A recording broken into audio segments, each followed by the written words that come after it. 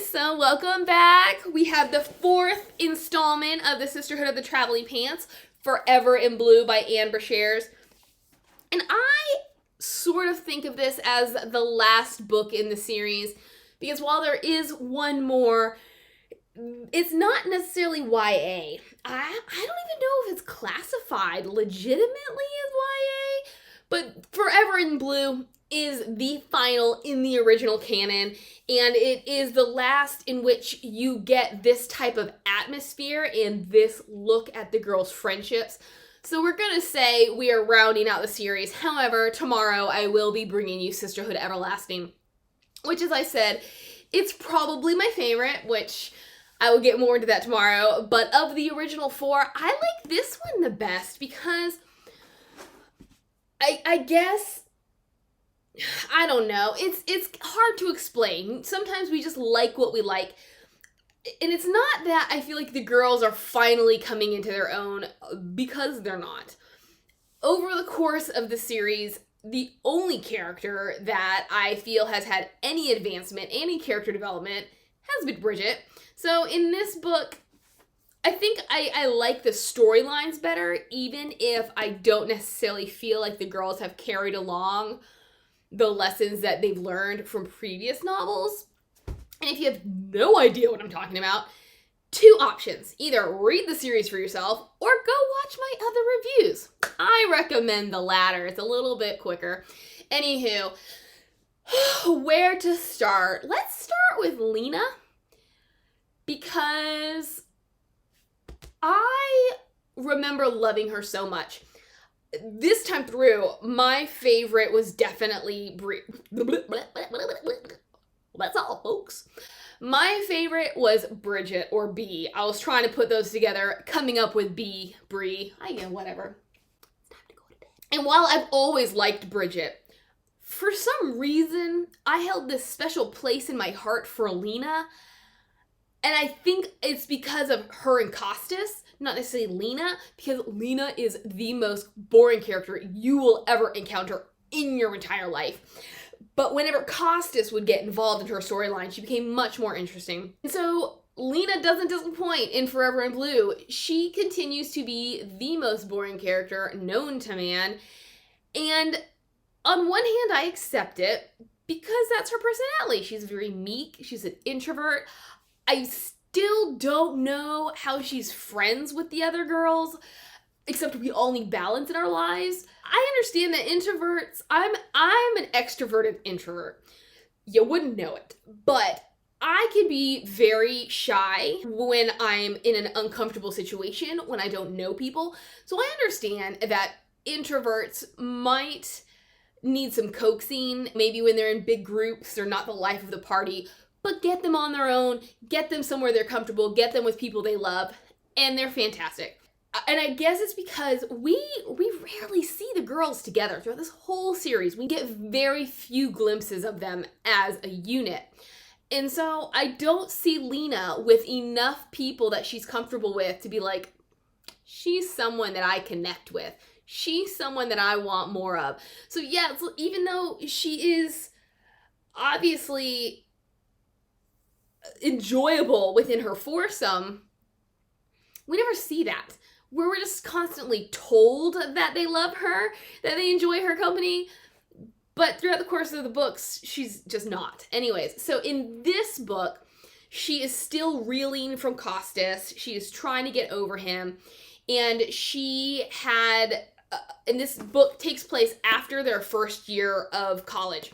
So in that way, it's kind of interesting how the books don't follow them necessarily through all 4 summers of high school, but 3 summers of high school and 1 of college. And so I understand why, because I think it would have been difficult to hit the notes that Brashares wanted by starting out with them as 14, 15-year-olds rather than 15 going on 16. But I also like how in this last book, you do get a different sense of them. So I know I was talking about Lena, but I should probably backtrack, because the whole point of the pants is to keep them together when they can't be together. So they've spent their whole lives being together until the very first book, at which point they're going to spend their first summer apart. So that's where the pants come in. However, now that they're all off at different schools, they're always apart. So they have continued to share the pants throughout the school years. And so the girls get together at the beginning of the summer, minus Carmen, who's already off at theater camp, and they're just struggling because what's the point in doing this ceremony when they've been doing the same thing all year that they usually do during the summers? Back to Lena. She has been trying to get over Costas, and she has finished her first year at RISD, which is the Rhode Island School of Design. In this summer, she is taking a figure drawing class. I'm going to pause right here because I don't know if this is a continuity error or maybe I just misunderstood from the previous book. But in the previous book, she was scheduled to go to RISD. She was taking a summer art class. Her dad saw her painting a nude model or sketching, doing her class with a nude model, and lost it. And he said, I'm defunding you. If you want to go to a regular school, that's fine. However, I will not pay for you to go to art school. And then she ends up getting a scholarship to RISD. So this is something I probably should have looked into before I started this review, except I forgot that I was going to talk about it because that's just part of my charm. Anyways, it turns out that she only had a partial scholarship, whereas I thought that she'd gotten a really hefty, all-encompassing scholarship. She's really poor, and she is doing this summer art class, but she's like living off of ramen noodles. Sorry, my bangs are... Again, my bangs. Why am I always complaining about my bangs? It's probably because I'm in the need for a trim. And I mean, why is it that trims never go the same? You know? Anyways, she's in this class. She meets this other painter named Leo, who has this reputation around campus for being this amazing artist. If you saw, I think it was my first or second review of the series, I was like, Lena thinks an awful lot of herself. As much as she doesn't want to seem conceited and all about her looks, she really is. So she is intrigued by Leo because he is the first guy that she's met who has not fallen at her feet. And so she's like, I gotta figure out who that guy is. I gotta meet that guy. She and Leo connect, and he's like, oh my gosh, I hate the weekends because it interrupts my flow. So they agree to try to enlist the model to pose for them on the weekends, and then the model is like, oh no, I can't do it. And he's talking to the head of the class, and the guy's like, well, you can't even use our space because of rules and regulations. So yes, she's in this class, and she is like, oh, who is this guy who won't pay me any attention? Because as soon as he does, then I can move forward with my normal life of ignoring guys who are enamored with me. I mean, really egotistical much? When they realize that they can't get the model and they can't get the space, Leo says, well, why don't we just pose for each other? And my reaction would have been exactly like Lena's. I would have been like, excuse me? You want me to undress for you, a guy that I find incredibly attractive, and just let you paint me? I don't know how I feel about that. And then when he does it for her, she's like, there's definitely Brazil down there. That's what they end up doing. The first session does not go well because he poses for her first, and she is so awkward that she just can't do it. And then when she poses for him, she's able to kind of get into this trance-like state, which enables her to get through it. I like this part of her storyline because finally we're breaking some barriers for her. But at the same time, I felt like because we didn't lead up to this very much from the other books, it was a little bit sudden. That all of a sudden she's like, sure, I am a strict Greek virgin who is going to undress for a complete stranger of the opposite sex. And Brashares tries to explain it away as there comes a point where when she's drawing, she doesn't see the nakedness. She doesn't see the person. She sees the model. She sees the form. And it's sort of the same when she becomes the model, that because Leo, who I have issues with Leo. I actually prefer him much more in the movie, which I'll get to.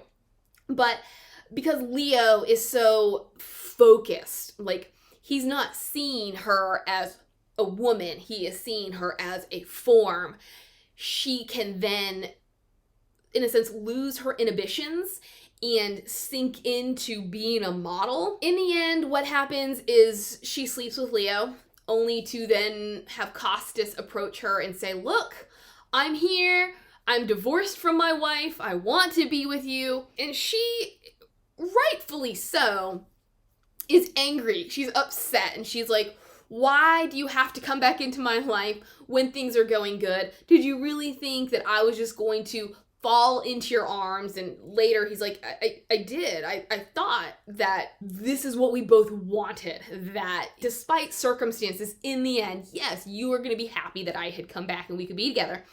And so while I say rightfully so, again, it was one of those things where I thought she went a little overboard, considering she doesn't say anything. Lena is super introspective.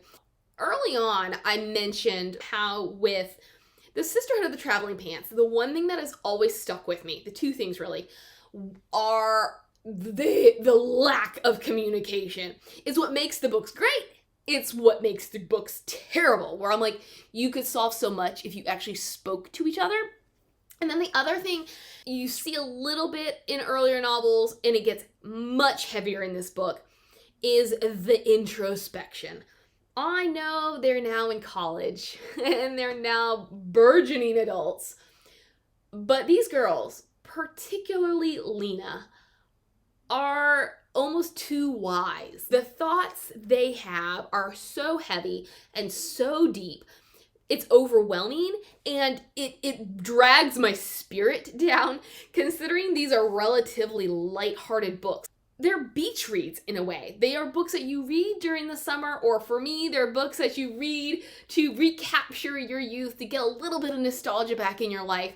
So while they deal with heavy topics and sensitive topics, they're relatively lighthearted.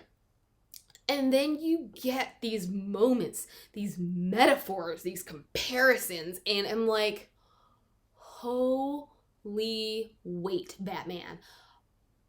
I feel so heavy right now, and I need to put the book down because I can't keep up. Like, I never had such deep thoughts when I was a 19-year-old, okay? I would like to say that I was super mature, and I'm sure I was in some ways, but like, I was not having these deep thoughts, all right? So Lena, just like with her willingness to sleep with Leo, if she had been building upon her past experiences, I would have accepted her anger towards Costas. But because all of a sudden, I mean, it's not just anger, it is fury. And she just comes after Costas, which I'm like, I kind of like, because I want Lena to stand up for herself. I want her to say what's on her mind. And you know what? Costas hurt her. I don't necessarily know if he deserved that kind of wrath because he was only trying to do the right thing. Yes, he made a mistake, so it is his fault that he now had to do the right thing. But I'm just like, I don't know. It felt like her whole blow up at him about how he just came back into her life expecting things to be good. It's justified, but I thought Brashares went overboard with it, given the circumstances of how we've gotten to know Lena. So here's the major spoiler, which I guess I could sort of try to leave it for the very end after I've told you about all the girls, but I'm just not. I'm just not. So what happens is Tibby had been dating Brian. They broke up. Lena's sister Effie wants to date him. Then when Tibby and Brian make up, Effie is upset, and then when Lena comes to speak with her about it, Effie feels like she took Tibby's side, and it sort of comes back to this whole idea of you care about your friends more than you care about me, your flesh and blood sister. So she goes off to Greece and she steals the pants. She gets them wet, hangs them out to dry, and somehow they float off not the string, the line. They fly off the line and they get lost. And so she calls Lena and she's like, I've lost the pants. The 4 girls end up going to Santorini / Oya, which is another thing here. Angela Goethals. I like your narration for the most part, although you make me want to tear my eyes out with Lena. It's Oya, not Iya. I cannot stress enough or ask enough times, why is there such inconsistency with narrators? I understand it could take a really long time to kind of go through and re-listen if you are narrating a series. But I think you could kind of go through bits and pieces. Like, you don't have to read or re-listen to all 3 books that you've narrated. Like, go through one.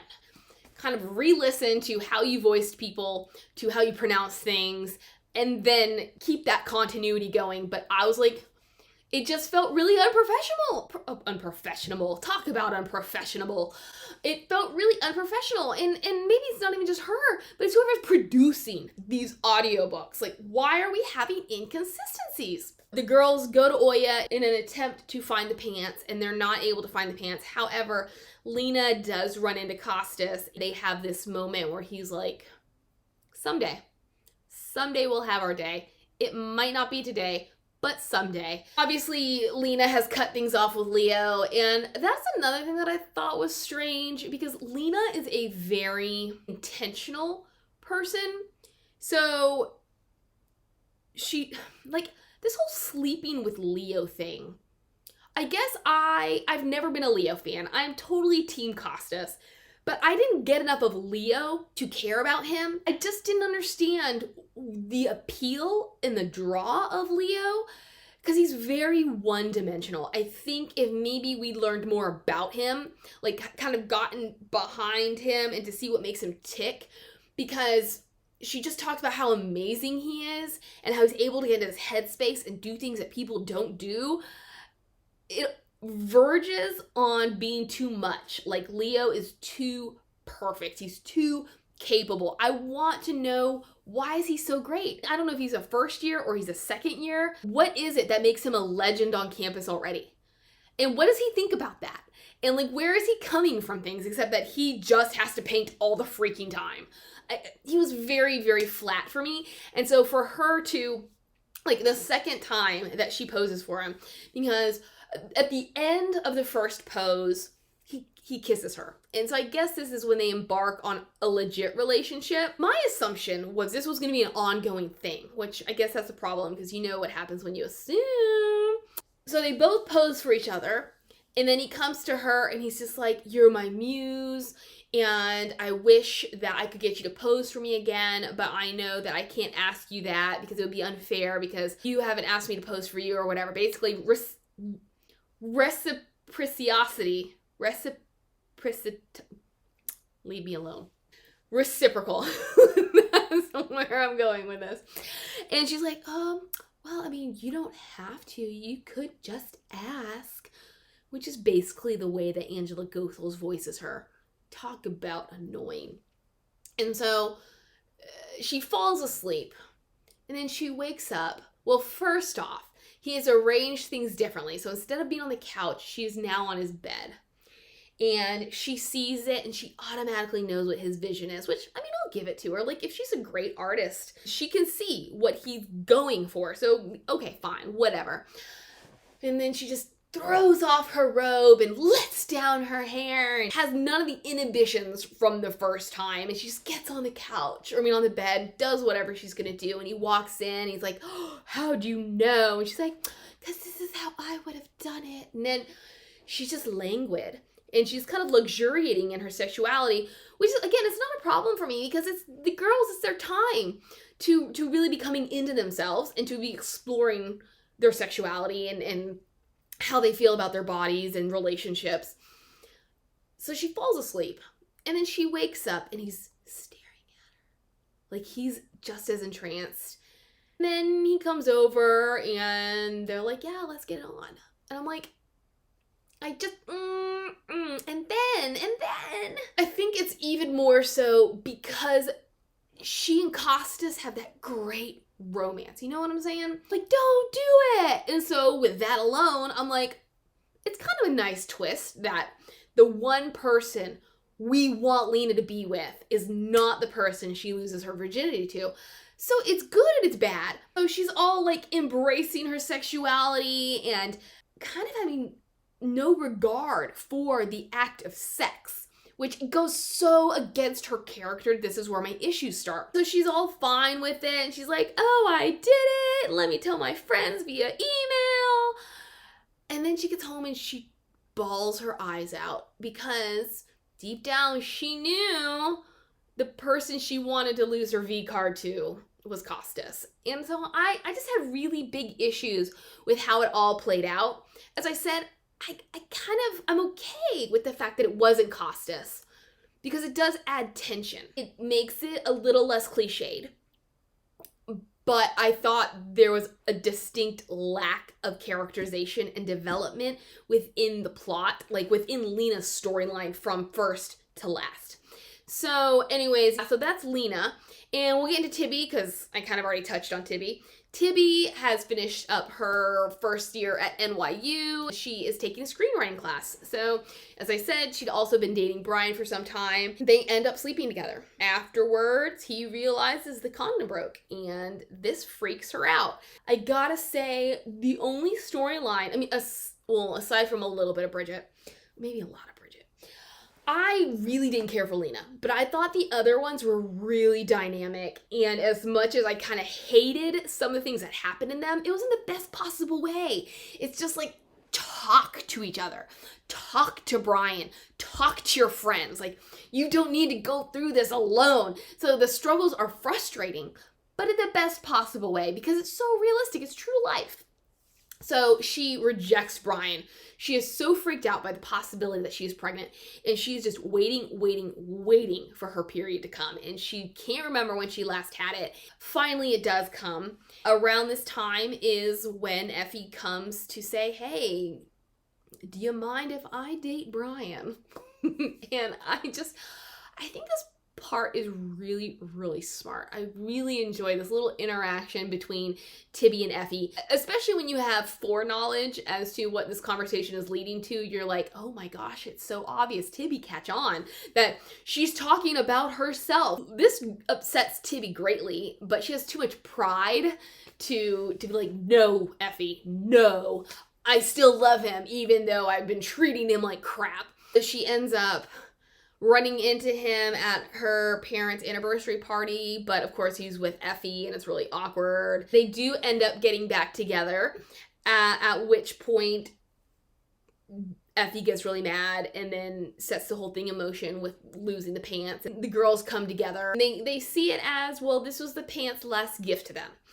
Essentially, they had been abusing the pants, that they were, instead of being together, they were just using the pants as an excuse not to be together by like counting on the pants to connect them instead of connecting themselves. I don't feel like I give Tibby enough credit, like her storyline, but her angst, her worry, her confusion, her anger it's so beautifully written that I really have to give Brashares props for capturing something, even though it makes me grit my teeth the entire time.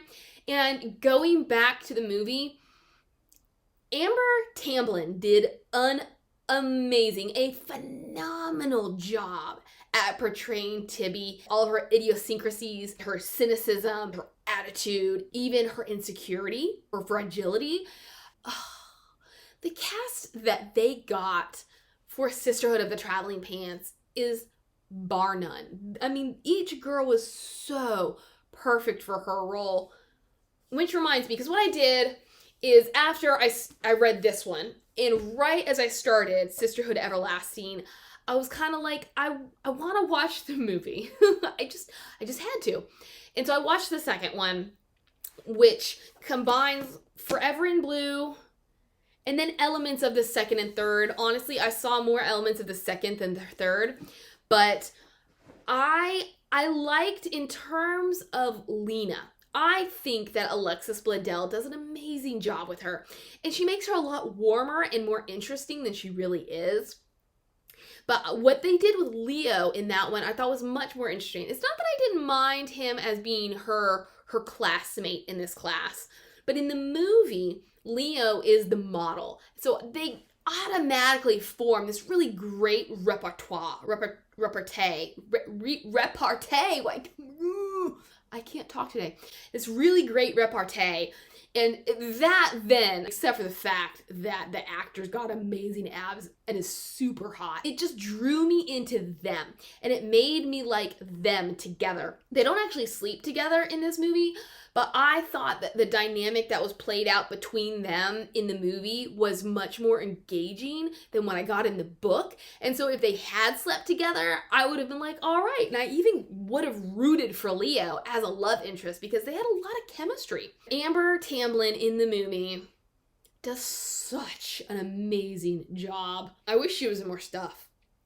I need to go back and watch other things that she's in because this movie alone makes me an Amber Tamblyn fan. And let's go into B, because I keep almost talking about B and then I pull back because I remember that I haven't talked about B, so I can't ruin things too much. B is still in a relationship with Eric. He announces that he is going to, I think, be camp director at the camp at which they've met.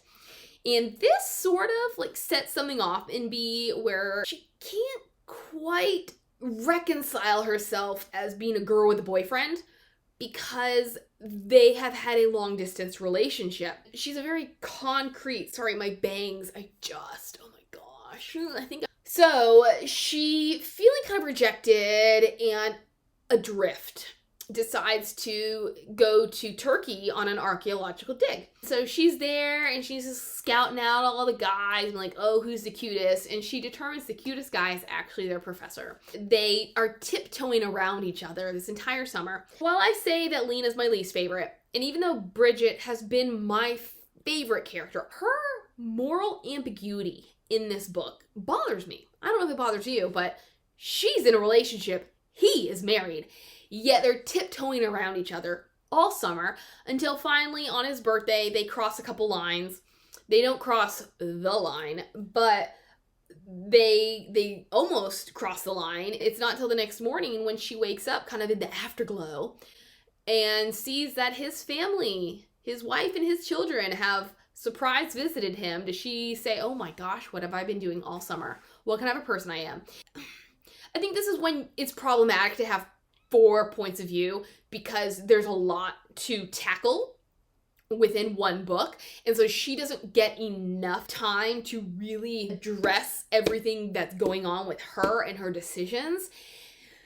But I thought that was very out of character for her. Just like with what's going on with Lena, Bridget does like to push the boundaries.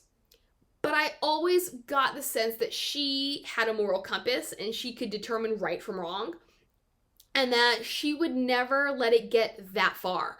But what she did was she just essentially pushed the fact that this guy has a wife and children to the back of her mind, so she didn't have to pay attention to it. And we get a couple mentions of Eric, like especially at the beginning of, oh, but I have a boyfriend. Oh, but what would Eric think? But not enough to convince me that she recognizes what she shouldn't be doing because she gets so caught up in this guy. I was disappointed in her. What this is supposed to ultimately show us is she does not have a close family. Her home life isn't that great. Ever since her mom died, the members, her brother, her dad, they just all drifted apart. And so it makes her realize what's important. I mean, aside from some of the other things that are happening at the dig, she just realizes life is short. We need to take advantage of the time we have and blah, blah, blah. She comes home and brings her family together. She makes up with Eric, although I don't think she ever tells him, at least not in the book. She don't tell him that she cheated on him. But she allows him to come into her home, which effectively is bringing him into this part of her life that she tends to keep secret and separate, even from the Septembers. And I like the wrap up. I like how we see her family dynamics at the beginning and then how we see that come full circle in the end.